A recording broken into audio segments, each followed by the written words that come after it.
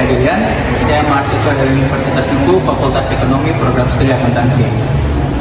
Dengan NPM 2022-42004. Tujuan saya membuat video kali ini yaitu untuk memenuhi tugas mata kuliah metodologi penelitian dari Bapak Pandu Dahlan SMSI, yang mana saya akan mewawancarai salah satu pihak dari Bank Bobato Lestari mengenai pembiayaan bermasalah. Nah, untuk lebih jelasnya lagi, mari ikut saya ke dalam.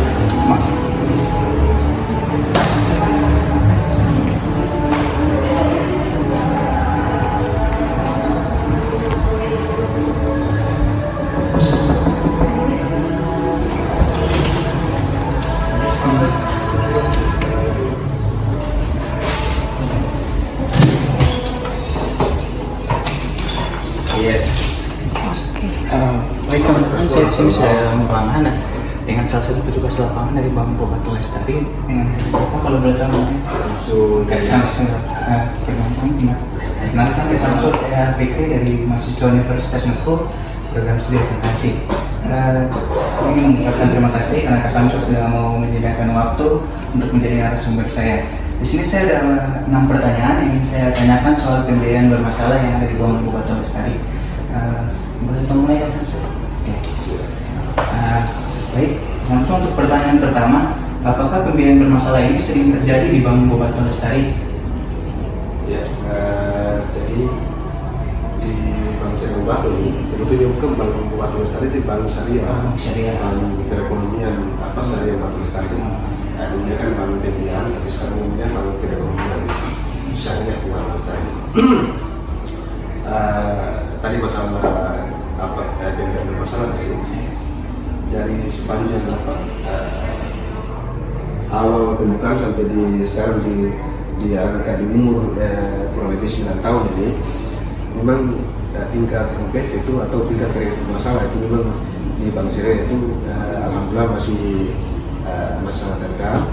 Untuk kantor pusat saja itu sekarang kalau misalnya orang hitung untuk kredit bermasalah itu kurang lebih yang mati itu ada 1 orang. Jadi satu saja itu orang kita sebagai petugas marketing itu orang coba bagaimana untuk meminimalisir untuk kelanjutan untuk kredit bermasalah ini. Makanya banyak upaya yang orang laksanakan. Itu pertama itu harus hati-hati, orang harus berprinsip hati-hati dalam memberikan pembiayaan. Kemudian kalau misalnya sudah terjadi kredit bermasalah, makanya orang secara rutin untuk penagihan, kemudian buat negosiasi dengan nasabah dalam hal untuk pembayaran. Kemudian yang terakhir itu masalah AIDA itu kan pengambilan jaminan. Tapi sejauh ini di Bank Syariah itu memang belum, karena tingkat NPF atau kredit bermasalah itu untuk sampai saat ini itu memang masih sangat minim. Ini Kak, yang pertanyaan kedua, berarti untuk perkembangan pembiayaan bermasalah dalam 5 tahun terakhir itu memang belum ada tuh, dalam 5 tahun terakhir. Kalau misalnya orang ada bicara soal kenaikan untuk NPF atau pembiayaan bermasalah tentu itu ada, tapi ada hal ada cara untuk mencegah kredit bermasalah ini. Tentu alhamdulillah dalam beberapa tahun terakhir ini, alhamdulillah ada beberapa nasabah yang bermasalah itu orang berhasil selesai upaya untuk menyelesaikan kredit bermasalah ini. Alhamdulillah itu memang bisa. Kemudian dalam posisi di tahun 2025 ini semester pertama ini memang masih sangat minggu tidak berbeda masalah itu. Ketiga nih Kak, biasanya tuh yang penyebab nasabah itu mengalami kesulitan dalam membayar pembiayaan Pak. Yang pertama itu elektronik ada 2 faktornya, ada faktor internal kemudian ada faktor eksternal.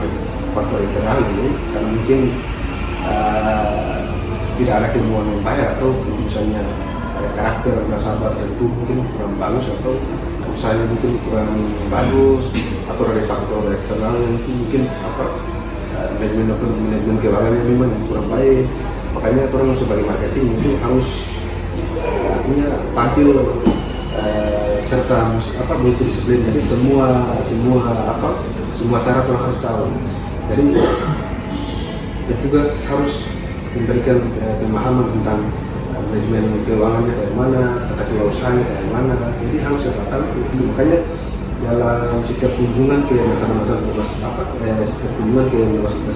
khususnya nasabah berusaha ini kan ada catatan. Jadi ada catatan itu orang harus ikut kira-kira dalam bulan ini pendapatannya berapa, atau pengeluaran keuangannya kemana, atau usahanya kemana, kemudian bulan berikut juga itu nanti dibuat perbandingan.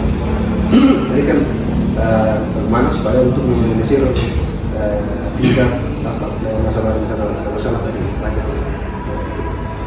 Pertanyaan selanjutnya nih Kak, apakah pembiayaan bermasalah ini berdampak pada kinerja keuangan bank khususnya dari sisi profitabilitas? Iya, memang sangat berpengaruh, apalagi nasabah dengan jaminan yang jaminan SK, jaminan yang tidak diberikan secara kuat itu sangat berpengaruh, karena nanti dilihat lagi ini kan setiap, apalagi di sekarang itu jarang untuk kunjungan OJK itu otoritas keuangan itu dalam setiap tahun itu kali kunjungan. Makanya kalau dia semakin tinggi itu juga berbahaya juga. Jadi nanti dilihat kinerja bank itu bagaimana. Kalau dari Bank Bupati ini kalau menangani pembiayaan bermasalah itu bagaimana dia cara? Ada beberapa hal tadi yang sudah saya sampaikan di awal tadi. Itu yang pertama, ini orang bicara real. Kalau di Bank Kabupaten ada beberapa tahapan yang memang orang sudah laksanakan, orang sudah lakukan itu.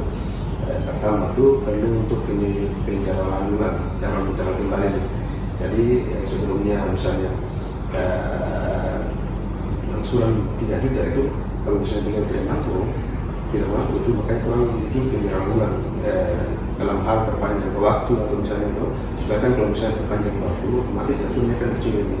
Nah itu yang pertama. Terus yang kedua itu dalam hal negosiasi, kira-kira kemampuan nasabah dalam setiap bulan berapa.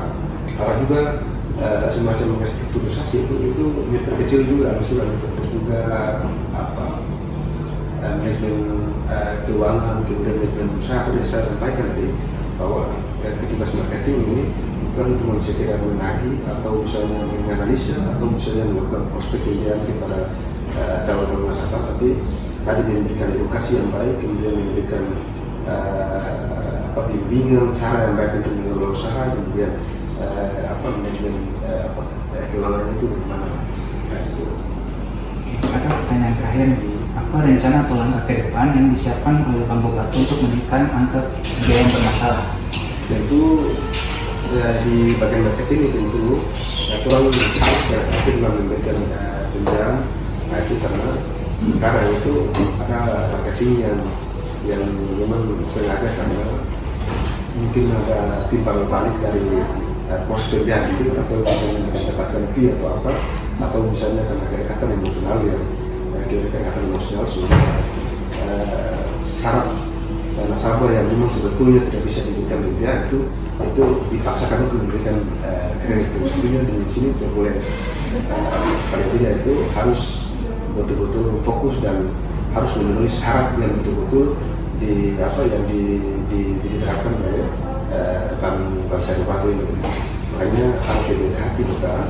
Kemudian kalau misalnya sudah memberikan pembiayaan itu harus ada kunjungan marketing ke nasabah, itu harus tahu bagaimana kondisi keuangan, kemudian kondisi usaha itu seperti apa, supaya dari situ itu kita bisa pertimbangkan kira-kira nasabah ini misalnya untuk apa lagi lain kira-kira dinaikkan atau misalnya dikurangi nilai plafon dan itu, supaya orang tahu kalau misalnya data keuangannya cuma setiap bulan cuma di angka itu saja, maka tentu orang harus pertimbangkan.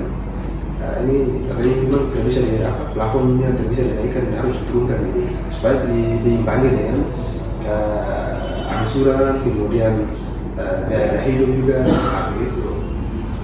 Oke, karena itu semua pertanyaan. Terima kasih guys sudah membantu saya jawab. Mohon maaf juga kalau tadi saya penyampaian ada kata yang kurang berkenan. Baik teman-teman, itulah hasil wawancara saya dengan Kak Samsul, salah satu pegawai di Bank Syariah Bobato. Dengan begitu berakhirlah video kali ini. Wabillahi taufiq wal hidayah. Wassalamualaikum warahmatullahi wabarakatuh.